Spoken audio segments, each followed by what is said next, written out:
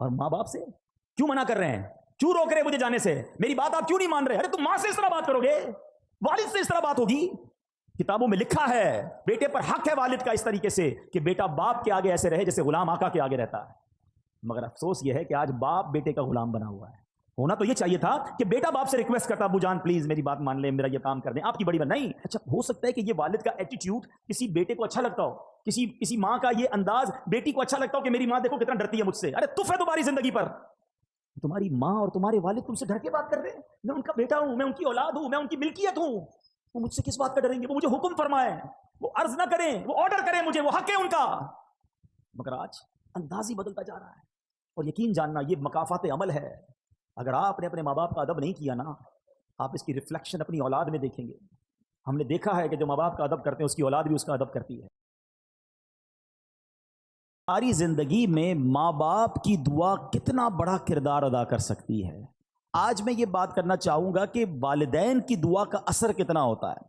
اور پھر خدا نہ خواستہ والدین کو کوئی تکلیف دے دے تو پھر والدین کی زبان سے اگر بد دعا نکل جائے تو وہ کتنی بڑی ہلاکت کا باعث بن جاتا ہے.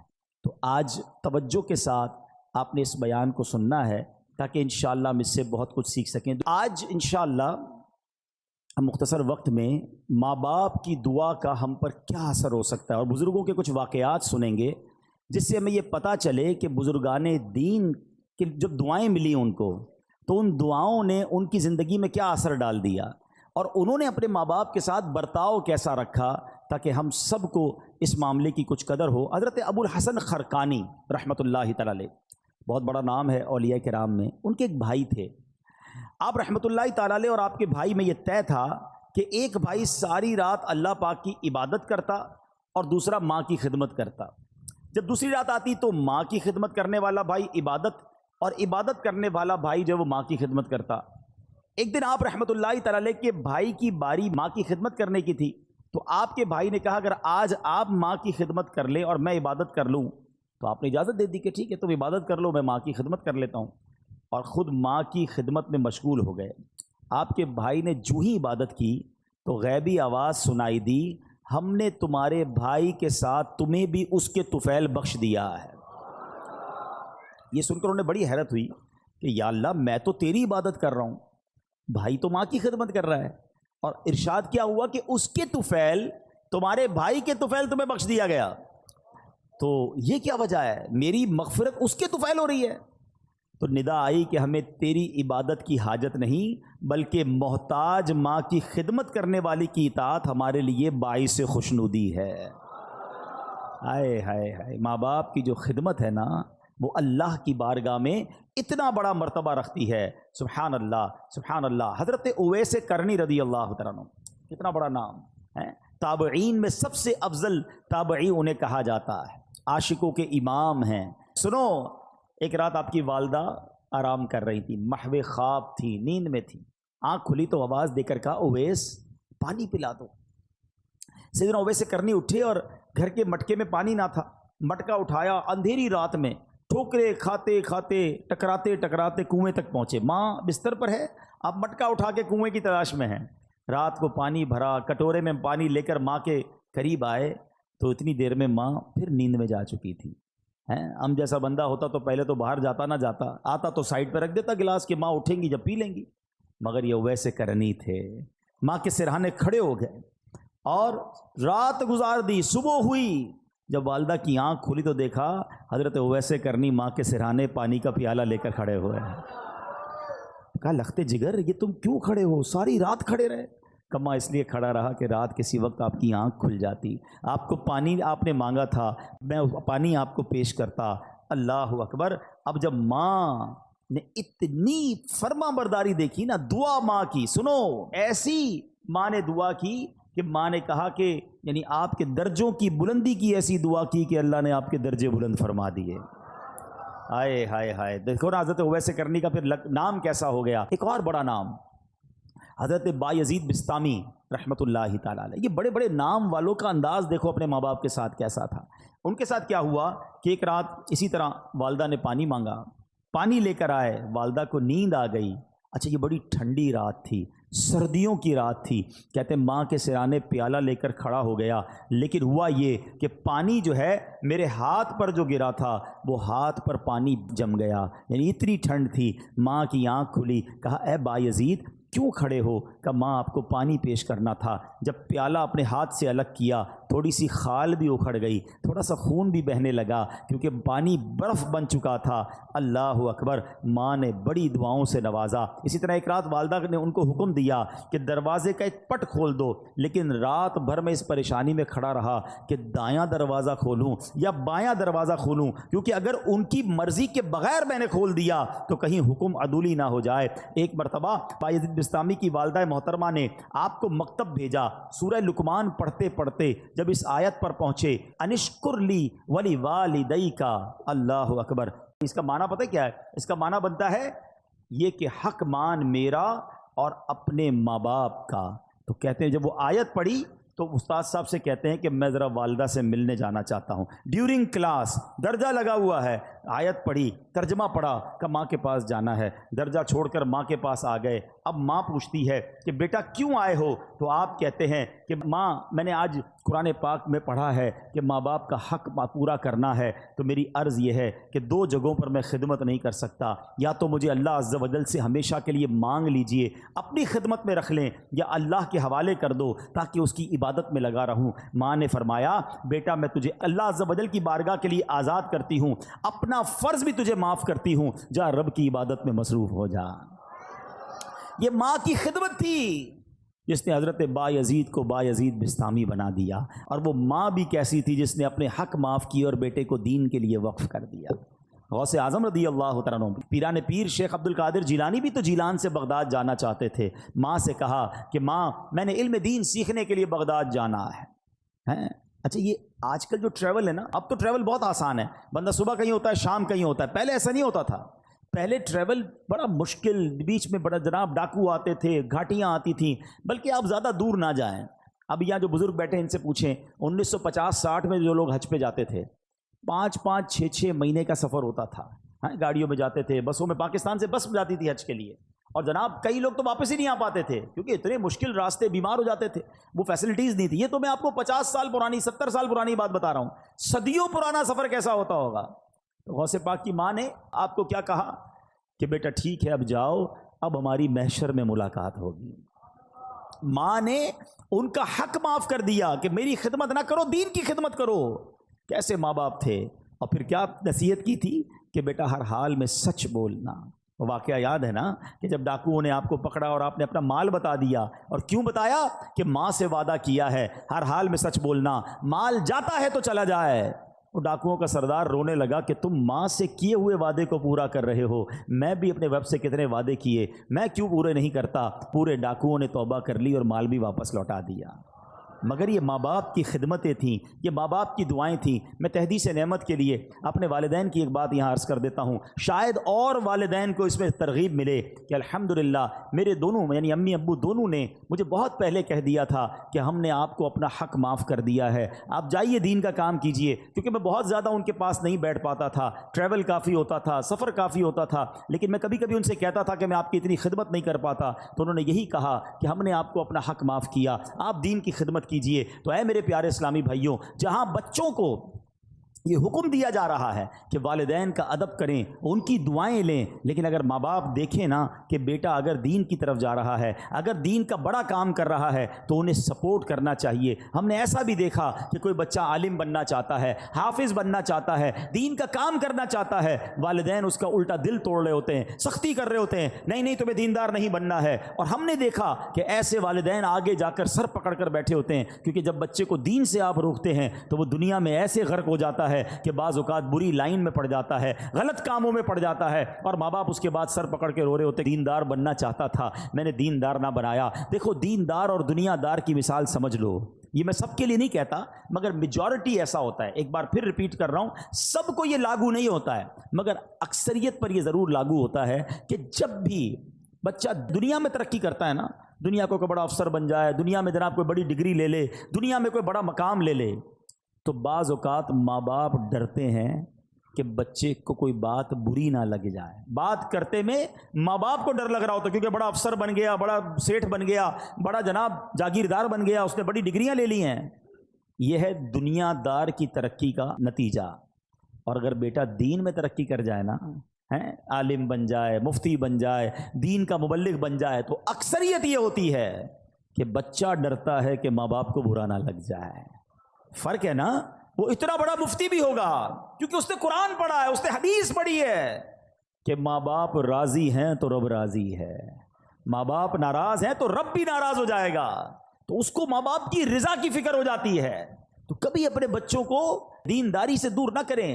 اتنے بڑے بڑے علماء کرام, اتنے بڑے بڑے مفتیان کرام, میں نے پہلے بھی یہ واقعہ کئی بار بیان کیا. حضرت امام اعظم ابو حنیفہ, آپ کروڑوں حنفیوں کے پیشوا ہیں اور وقت کے امام. اس زمانے میں بھی آپ کے علم کا شہرہ تھا.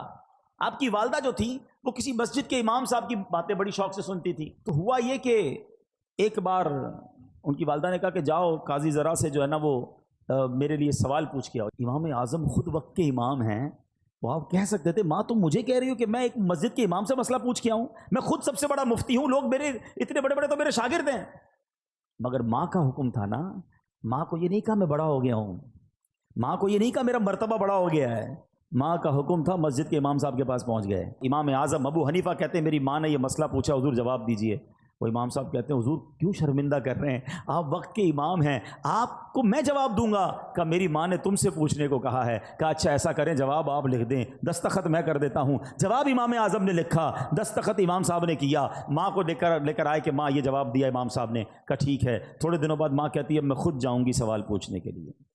اب امام اعظم نے کیا کیا, ماں سے بحث نہیں کی, ماں سے لڑائی نہیں کی. میں اتنا بڑا مفتی, اتنا بڑا امام, تم چل کر وہاں تک جاؤ گی, اتنا سفر ہم کریں گے, مجھ سے مسئلہ پوچھ لو. ادب. دیکھو یہ ہے فرق.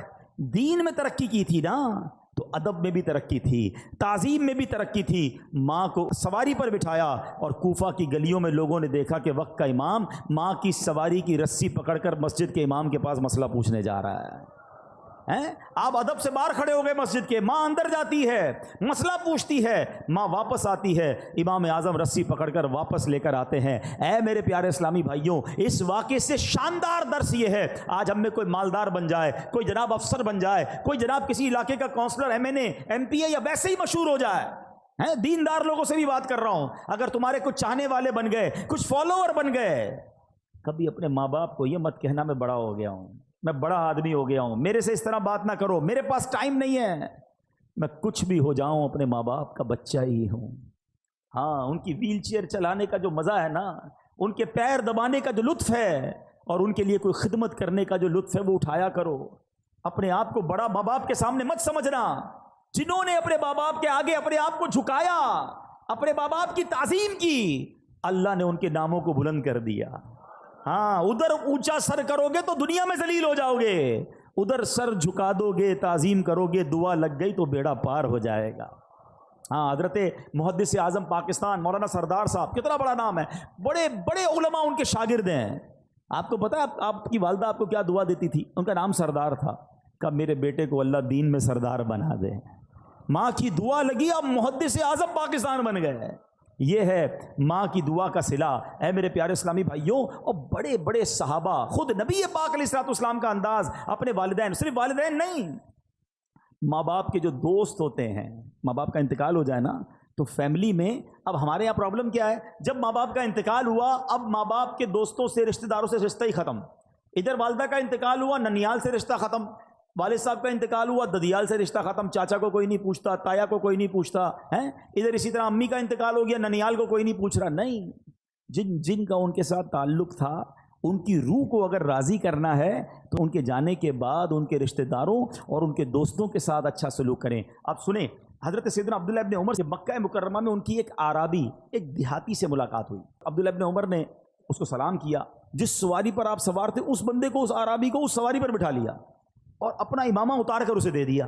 اب باقی ساتھی دیکھ رہے ہیں کہ اتنی بڑی شخصیت, اور جناب یہ کیا کر رہے ہیں گاؤں گوٹھ کے آدمی کے ساتھ. تو کہا حضرت یہ تو تھوڑے سے پیسوں سے, تھوڑے سے تحفے سے بھی گاؤں والے خوش ہو جاتے ہیں, آپ نے اتنی مہربانی کیوں کی؟ آپ نے فرمایا کہ اس کا باپ جو ہے نا, میرے والد سیدنا عمر بن خطاب, حضرت عمر کے بیٹے تھے نا حضرت عبداللہ ابن عمر, کہتے اس کا جو والد تھا نا وہ میرے والد حضرت عمر کا دوست تھا. میں نے اللہ کے رسول کو فرماتے ہوئے سنا ہے کہ بہتر بھلائیوں میں سے ہے کہ بیٹا اپنے باپ کو ساتھ محبت رکھنے والوں سے بھی صلہ رحمی کرے. یعنی جو آپ کے والد کے ساتھ اچھا سلوک کرے نا، اب وہ چلے گئے والد صاحب دنیا سے، اب ان کے ساتھ اچھا سلوک کرے. آپ کو معلوم ہے نبی پاک علیہ الصلوۃ والسلام بی بی خدیجۃ الکبریٰ رضی اللہ تعالی عنہا کی جو سہیلیاں تھیں نا، ان کو بھی تحفے بھجوایا کرتے تھے، حالانکہ ان کا وصال ہو گیا تھا. یہ سبق ہے ہم سب کے لیے. بعض اوقات ہمارے والد کا بڑا گہرا دوست ہمارے سامنے آ جاتا ہے، اب ابو تو رہے نہیں، بندہ اس کو گھاس ہی نہیں ڈالتا، ارے کھڑے ہو کے ہاتھ چومے اس کا، یہ آپ کے چچا کی مانند ہے، اس کی عزت کرو گے تو والد کی روح خوش ہو جائے گی. اپنے اصلی چچا کی خدمت کریں، چچا زاد بھائی بہنوں کا خیال رکھیں. لیکن آج ایسا ہوتا نہیں ہے. اے میرے پیارے اسلامی بھائیوں، اگر آپ آخرت میں ترقی چاہتے ہو، ماں باپ کی دعائیں ضرور لینا. یہ دعائیں پار لگا دیتی ہیں. سنو پیارے آقا علیہ الصلوۃ والسلام کا انداز کیا تھا. ایک بار نبی پاک علیہ الصلوۃ والسلام کو حضرت ابو طفیل رضی اللہ عنہ فرماتے ہیں کہ ہم نے نبی پاک علیہ الصلوۃ والسلام کو دیکھا کہ آپ مقام جعرانہ میں، جو ماشاءاللہ بڑا عمرہ کرنے گئے ان کو پتہ ہے جگہ، کہ وہاں وہ گوشت تقسیم فرما رہے تھے. میں اس وقت چھوٹا تھا اور اونٹ کی ہڈی اٹھائے ہوئے تھا کہ ایک عورت سامنے سے آئی، حتیٰ کہ وہ نبی پاک کے قریب پہنچی تو پیارے آقا نے اپنی چادر مبارک بچھا دی، جس پر وہ بیٹھی. جب وہ چلی گئیں تو میں نے کہا یہ کون تھی؟ صحابہ کرام نے فرمایا یہ نبی پاک علیہ الصلوۃ والسلام کی رضائی والدہ تھیں. حضرت ملا علی قاری فرماتے ہیں یہ حلیمہ سعدیہ تھیں. آقا کو دودھ پلایا تھا نا، نبی پاک نے یاد رکھا، اور جب وہ آئیں تو اپنی چادر بچھائی، ان کو سب کے سامنے تعظیم دی. اللہ اکبر. لکھا ہے کتابوں میں کہ نبی پاک کے پاس آئیں تو آقا ان کے لیے کھڑے ہو گئے، ان کی تعظیم کی، ان کے ساتھ خوش خلقی سے پیش آئے، ان کی خاطر چادر بچھائی. اللہ اکبر. یہ کتنا بڑا انداز ہے نبی پاک کا. سبق ہے ہمارے لیے کہ اگر بچپن میں کسی نے مجھے کھلایا ہے، پلایا ہے، ساتھ دیا ہے، صرف ماں باپ نہیں، ہمارے کچھ رشتہ دار ہوتے ہیں جنہوں نے بچپن میں ہمارے ساتھ بھلائی کی ہوتی ہے، ہمیں سپورٹ کیا ہوتا ہے، کسی نہ کسی موقع پر بہت سارے رشتہ داروں نے ہمارے ساتھ بھلائی کی ہوگی، مگر ہمیں وہ یاد نہیں رہتی. ہماری خالہ ہے، ہماری پھوپھی ہے، ہمارے خالہ جان ہے، خالو ہیں، یقیناً جہاں جہاں پردے کے معاملات ہوں گے ہم ان شرعی تقاضوں کو تو خیال رکھیں گے، مگر حسن سلوک، خیر و عافیت پوچھنا، کبھی کوئی تحفہ بھجوا دیا، اللہ نے تھوڑا مال دیا تو اپنے رشتہ داروں میں تقسیم کیا، یہ شریعت کہتی ہے. اور یہ کتنا بڑا کمال کی بات ہے. دیکھو ماں باپ کی بات تو اپنی جگہ، ماں باپ کے رشتہ داروں کا مقام کیا ہے آپ سنیں گے، آپ کا ایمان تازہ ہو جائے گا. ایک بار نبی پاک علیہ الصلوۃ والسلام کے پاس ایک شخص آیا اور آ کر کہتا ہے کہ حضور مجھ سے گناہ ہو گیا ہے، کیا میری جو ہے توبہ قبول ہو جائے گی؟ اب ذرا غور سے سنیے گا. میری توبہ قبول ہو جائے گی، مجھ سے گناہ ہو گیا ہے. اب نبی پاک نے اس کے سوال پہ کیا کہا؟ پیارے آقا علیہ الصلوۃ والسلام فرمایا کیا تیری والدہ ہے؟ کہتا حضور نہیں، والدہ کا تو انتقال ہو گیا ہے. آئے ہائے. تو نبی پاک نے کیا فرمایا؟ فرمایا تیری خالہ ہے؟ کہا جی حضور خالہ زندہ ہے. سرور کائنات علیہ الصلوۃ والسلام نے فرمایا اپنی خالہ سے حسن سلوک کرو. یار اگر یہ سمجھ آ جائے نا بات، ہمیں معافی گناہوں کی چاہیے، اللہ سے معافی چاہیے.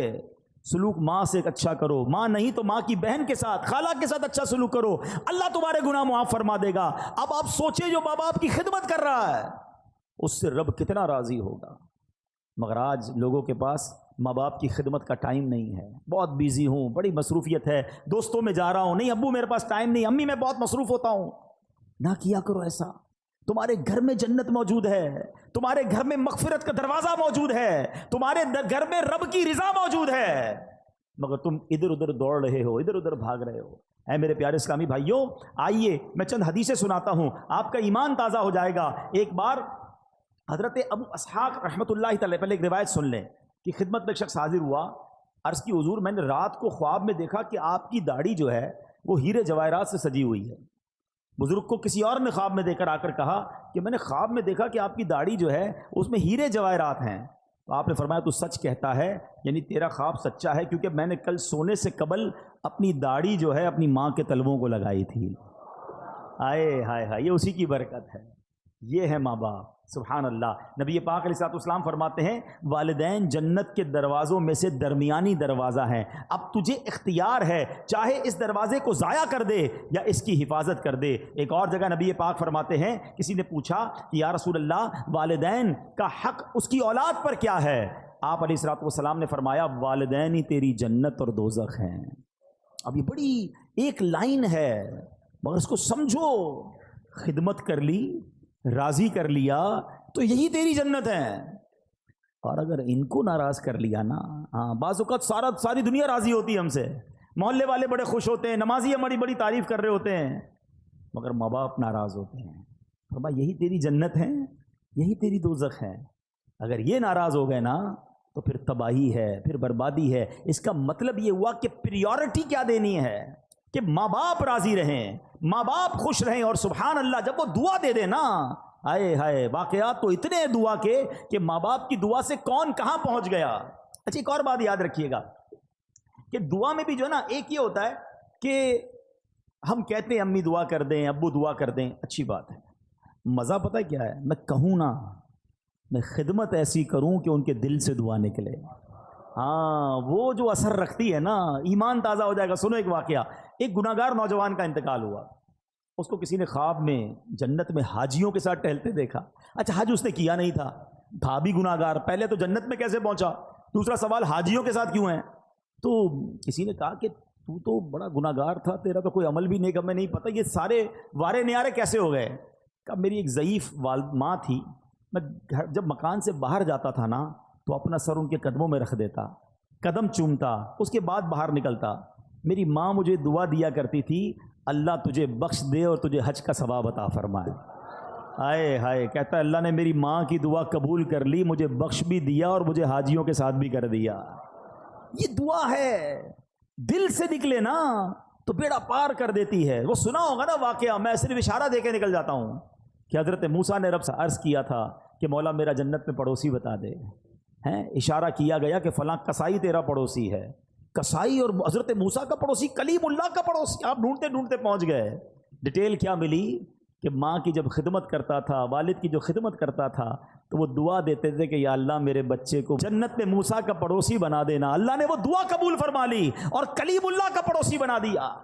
دعا لیا کرو اپنے ماں باپ کی، جس کے ماں باپ زندہ ہیں، دل سے دعا لیا کرو، خوش کر دو ان کو، جو وہ چاہیں انہیں دو، کیونکہ یہ دعا تمہارے سارے غم سارے دکھ دور کر دے گی۔ سنو سنو، امام بخاری کو کون نہیں جانتا؟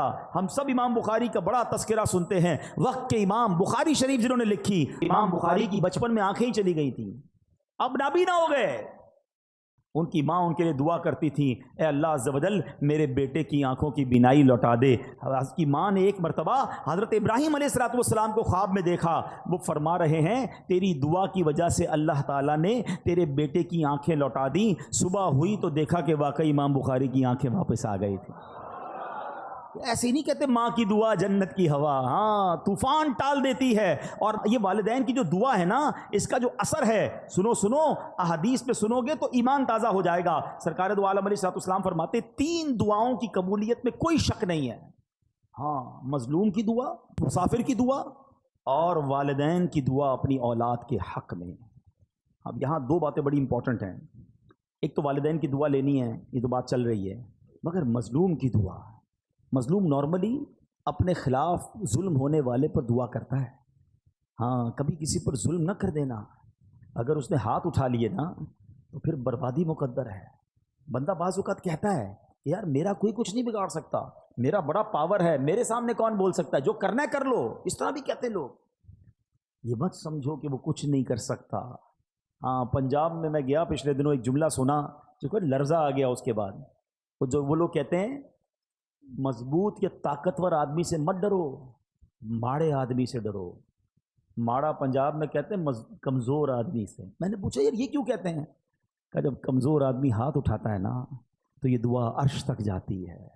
مظلوم جب اللہ کی بارگاہ میں فریاد کرتا ہے، یہ حدیث سنائی نا میں نے آپ کو کہ اس کی دعا نہیں رکتی، پھر قدرت کی طرف سے جب پکڑ آتی ہے نا ظالم کی تو وہ برباد ہو جاتا ہے۔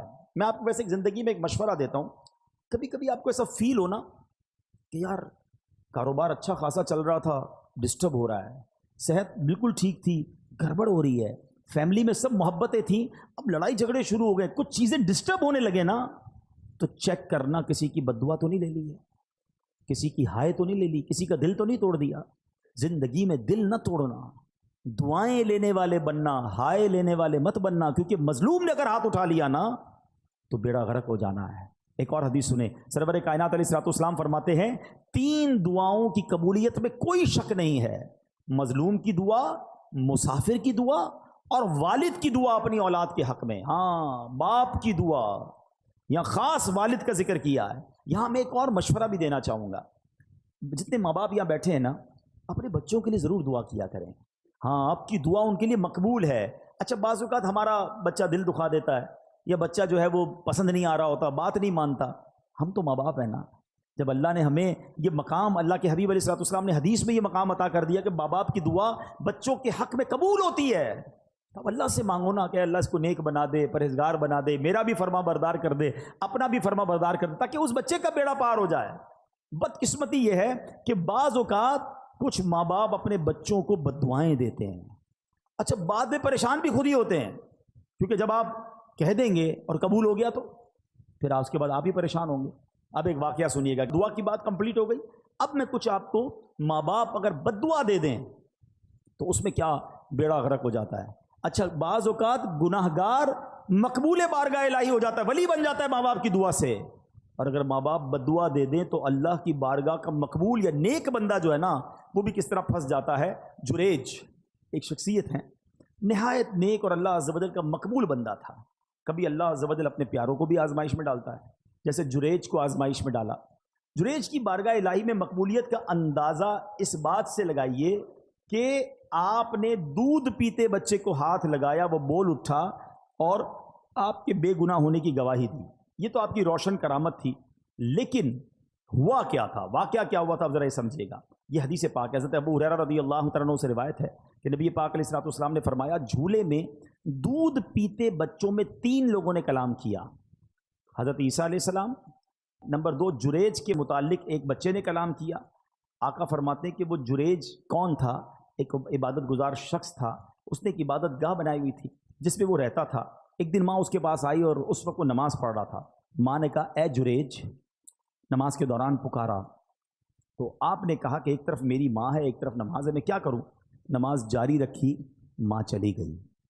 دوبارہ اگلے دن ماں آئی، پھر نماز پڑھ رہا تھا. ماں نے پکارا اے جریج، پوچھا، سوچا ایک طرف تو اللہ کی نماز ہے، پروردگار کی عبادت ہے، دوسری طرف ماں ہے. نماز جاری رکھی، ماں کا دل ٹوٹا، ماں نے اسے بد دعا دی. ماں نے کہا کہ اے اللہ اس کو اس وقت تک موت نہ دینا جب تک کسی بری عورت کا یہ سامنا نہ کر لے. اب کیا ہوا؟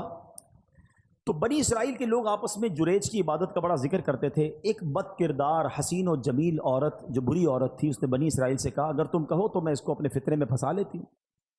پھر وہ عورت جریج کے پاس آئی، جریج نے اس کی طرف کوئی توجہ نہیں دی. وہ عورت اس چرواہے کے پاس آئی جو جریج کی عبادت کے پاس ہی رہتا تھا. اس بدبخت نے اس عورت کے ساتھ غلط کام کیا. اب اس عورت کے یہاں جب بچہ ہوا تو یہ جا کر اس نے الزام لگایا کہ یہ بچہ جریج کا ہے.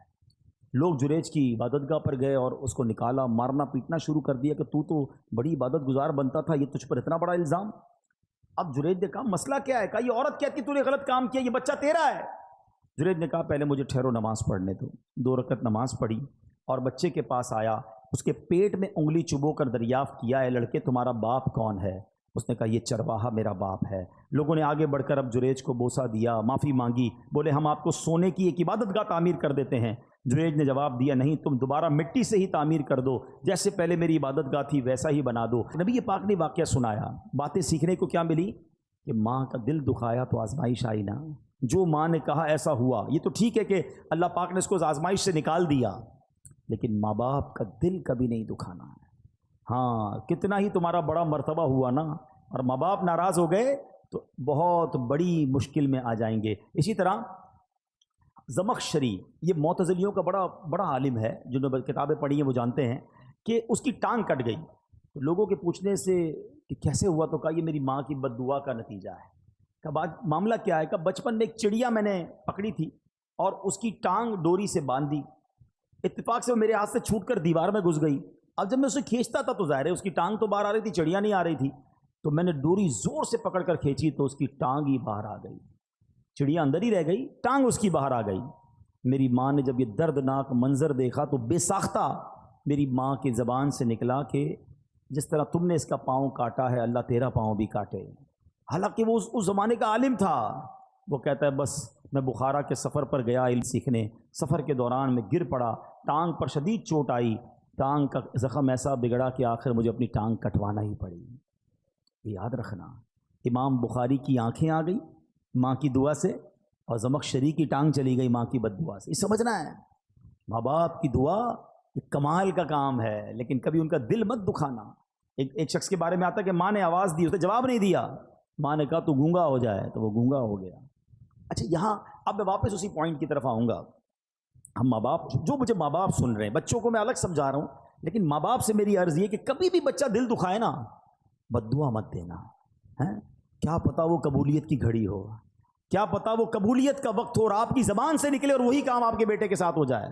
وہ عورتیں ہماری بہت زیادہ، تجھے کیڑے پڑے، تو برباد ہو جائے، تو خوش نہ ہو، بعد میں آپ کو ہی تکلیف ہوگی جب بچے کو کچھ ہو گیا تو بد دعا نہ دیں۔ اور بچوں سے گزارش یہ ہے کہ اپنے ماں باپ کی خوب خدمت کریں، ان کی دعائیں لیں، کیونکہ ماں باپ کی دعا تمہارے سارے غم دور کر دے گی۔ لوگ بعض اوقات بہت سارے لوگوں کے پاس دعا کے لیے جاتے ہیں، اگر واقعی تمہارے پاس ماں باپ ہے نا، ارے انہی کے قدموں میں بیٹھ جاؤ، انہوں نے ہاتھ اٹھا دیے، طوفان ٹل جائیں گے، مشکلیں آسان ہو جائیں گی۔ اب آخر میں پیارے اسلامی بھائیوں، اپنے بیان کے اختتام میں ان لوگوں سے کچھ بات کر لیتا ہوں کہ جن کے ماں باپ چلے گئے۔ اب مسئلہ یہ، ماں باپ تو چلے گئے، اب تو دعا تو لے نہیں سکتے، اب ہم کیا ایسا کریں کہ ان کے جانے کے بعد ان کی روح ہم سے خوش ہو جائے، ان کے جانے کے بعد بھی وہ ہم سے راضی ہو جائے، اور اللہ ہمیں ماں باپ کے فرما برداروں میں شامل کر لے؟ تو اس کا طریقہ یہ ہے کہ ہم پہلے تو ماں باپ کو خوب ایصال ثواب کرتے رہیں۔ الحمدللہ جن کو اللہ نے نوازا ہے، جو کر سکتے ہیں وہ ماں باپ کے لیے مسجد بنا دیں۔ مسجد نہیں بنا سکتے، مسجد میں حصہ ملائیں، قرآن خوانی، صدقہ جاریہ کے کام، دعائیں، ہر نماز کے بعد ماں باپ کے لیے دعا کرتے رہیں۔ انشاءاللہ رب کریم اس کی ماں باپ کی روح کو اس بندے سے خوش کر دے گا، کیونکہ اگر بچہ انہیں یاد کرتا رہے گا، انہیں ایصال ثواب کرتا رہے گا۔ اسی طرح جن کے ماں باپ حیات ہیں، ان کے لیے بھی بڑے پیارے پیارے آداب کتاب میں لکھے کہ ان سے دل سے محبت کریں، ان کو نام سے مت پکاریں، ان کی کنیت سے پکاریں جسے وہ پسند کرتے ہیں۔ اب جیسے آج کے دور میں ہم امی جان، ابو جان کہتے ہیں، بعض لوگ اپنے ماں باپ کو بھی نام سے پکار رہے ہوتے ہیں۔ ان سے پہلے نہ بیٹھیں، ان کے آگے نہ چلیں، حتی الامکان ان کے برابر نہ بیٹھیں۔ اگر وہ تشریف لائیں تو ان کے استقبال کے لیے تعظیماً کھڑے ہو جائیں، ان کو عزت کی جگہ بٹھائیں، ان کے لیے اپنی چادر بچھا دیں، چہرے کی بشاشت اور خندہ پیشانی کے ساتھ، محبت کے ساتھ ان کا استقبال کریں، اپنی بات احسن انداز میں کریں۔ اگر نہ مانے تو خاموش ہو جائیں، ضد نہ کریں، ناراض ہوئے بغیر ان کی بات قبول کریں، ان سے نرمی سے بات کریں۔ ہاں یہ بہت بڑا پرابلم ہے، بیٹا جب بڑا ہو جاتا ہے، بیٹی بڑی ہو جاتی ہے تو سختی سے ماں باپ سے بات کر رہے ہو، ماں باپ کو ڈر لگ رہا ہوتا ہے، ماں باپ کا دل نہیں چاہتا کوئی بات کرنے کو، یا جب بات کرتا ہوں کاٹنے کو آتے ہیں، جب بات کرتا ہوں مجھے ڈانٹتے ہیں۔ ماں باپ کو کوئی ڈانٹتا ہے؟ تف ہے اس اولاد پر کہ جس سے بات کرنے میں ماں باپ کو ڈر لگتا ہے۔ ارے ماں باپ سے بندہ بات ایسے کرے جیسے غلام آقا سے بات کر رہا ہے۔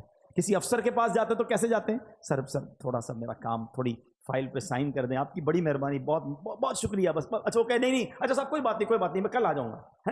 اس سے نہیں کہتے آپ مانا کیوں کر رہے ہیں، کل کیوں بلا رہے ہیں؟ نہیں میں کل آ جاؤں گا، کوئی سر آپ ناراض نہ ہو۔ دنیا کے افسر سے یہ انداز، اور ماں باپ سے کیوں منع کر رہے ہیں، کیوں روک رہے مجھے جانے سے، میری بات آپ کیوں نہیں مان رہے؟ ارے تم ماں سے اس طرح بات کرو گے، والد سے اس طرح بات ہوگی؟